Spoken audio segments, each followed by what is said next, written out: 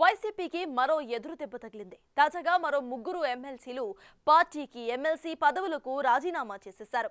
AP ముఖ్యమంత్రి నారా చంద్రబాబు నాయుడు సమక్షంలో ముగ్గురు వైసీపీ ఎమ్మెల్సీలు తెలుగుదేశం పార్టీలో చేరిపోయారు. ఇంతకాలం చేరికలపై ఆచితూచి అడుగులు వేసిన చంద్రబాబు సడన్ గా దూకుడు పెంచడం వెనుక లెక్కలేంటి? ఇప్పటికే టీడీపీకి రాష్ట్రంలో బలం పెరిగి మరింత పటిష్టంగా తయారవుతుంది. రేపు నియోజకవర్గాల పునర్విభజనతో రాష్ట్రంలో సెగ్మెంట్లు పెరిగినా టీడీపీలో అవసరమైన దానికంటే ఎక్కువ మందే నాయకులు ఉన్నారు. మరి కొత్తగా టీడీపీ అధినేత వైసీపీ నేతలకు ఇచ్చిన చేరికలకు డోళ్లు తెరవటం వెనుక ఆ వ్యూహం ఏంటి? వైసీపీ ఎమ్మెల్సీలు బల్లి కళ్యాణ్ చక్రవర్తి, కర్రి పద్మశ్రీ, మర్రి రాజశేఖర్ అమరావతిలో సీఎం చంద్రబాబు సమక్షంలో తెలుగుదేశం పార్టీలో చేరారు. ఈ సందర్భంగా ముగ్గురికి సీఎం చంద్రబాబు నాయుడు కండువా కప్పి పార్టీలోకి ఆహ్వానించారు. ఈ ముగ్గురు ఎమ్మెల్సీలు ఇప్పటికీ వైసీపీతో పాటు అనుభవిస్తున్న ఎమ్మెల్సీ పదవులకు సైతం రాజీనామా చేశారు. కానీ వీరి ఎమ్మెల్సీ రాజీనామాలపై శాసన మండలి చైర్మన్ ఇంకా ఎటువంటి నిర్ణయం తీసుకోలేదు. అసెంబ్లీ ఎన్నికల ఫలితాల అనంతరం వైసీపీని ఒక్కరొక్కరుగా వీడుతున్నారు. వైసీపీని వీడిన వారిలో పార్టీ ప్రధాన కార్యదర్శిగా పనిచేసిన రాజ్యసభ మాజీ సభ్యుడు జగన్, ఆర్థిక వ్యవహారాల అన్నిటిపై అవగాహన ఉన్న ఆడిటర్ విజయసాయిరెడ్డి సైతం ఉన్నారు.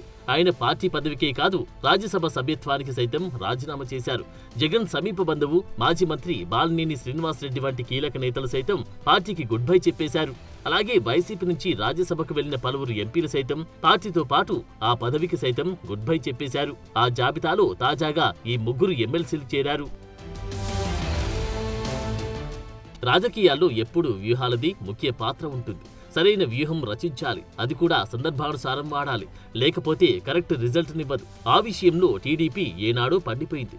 4.5 దశాబ్దాల పార్టీకి అర్ధ శతాబ్దం అనుభవం కలిగిన నాయకుడు చంద్రబాబు నాయకత్వం వహిస్తున్నారు. దాంతో ఆయనకు ఎప్పటికీ ఏది సబబో అది చేయడం బాగా తెలుసంటారు. ఇప్పుడు ఆయన తన అపర చాణక్యానికి పదును పెట్టారని, దాంతో రాష్ట్ర రాజకీయాల్లో ప్రకంపనలు చోటు చేసుకుంటున్నాయా అన్న చర్చ మొదలైంది. తెలుగుదేశానికి ప్రస్తుతం ఏ పార్టీకి లేనంత బలముంది. ప్రతి నియోజకవర్గంలో ఎమ్మెల్యే స్థాయి నాయకులు కనీసం 4-5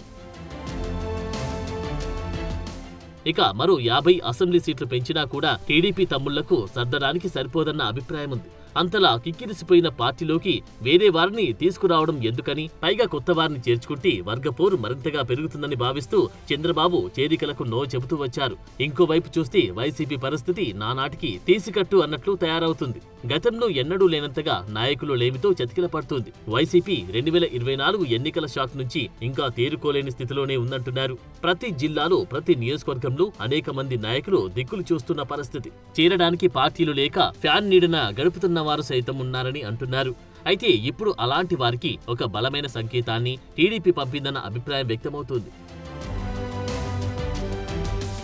తాజాగా వైసీపీకి చెందిన ముగ్గురు ఎమ్మెల్సీలను టీడీపీ చేర్చుకుంది. మర్రి రాజశేఖర్, కర్రి పద్మశ్రీ, బల్లి కళ్యాణ్ చక్రవర్తి సిట్టింగ్ ఎమ్మెల్సీలు. అయితే వీరు రాజీనామా చేసి చాలా కాలమైంది. అయినా వారి రాజీనామాలను ఆమోదించలేదు.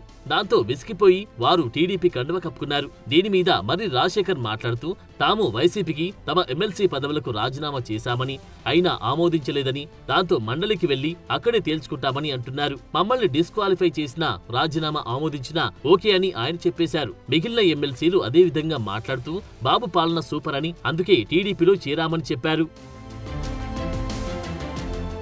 తెలుగుదేశం పార్టీలో ముగ్గురు ఎమ్మెల్సీలు చేరడంతో వైసీపీలోని చాలా మంది నేతల్లో కొత్త ఆశలు చెగురిస్తున్నాయని అంటున్నారు. అనేక మంది ఇప్పటికే కూటమి వైపుగా మొగ్గుతున్నా గ్రీన్ సిగ్నల్ లభించడం లేదు. అయితే స్థానిక ఎన్నికలు రానున్న రోజుల్లో ఉండడంతో పాటు వైసీపీని గట్టిగా దెబ్బతీయాలని పక్కా వ్యూహం ఉండడంతో సైకిల్ ఎక్కే వారికి ఆహ్వానం పలుకుతున్నారని అంటున్నారు. మరి చూడాలి మున్ముందు ఈ వరుసల పర్వంలో ఇంకెంతమంది కీలక నేతలు కండువాలు మారుస్తారు.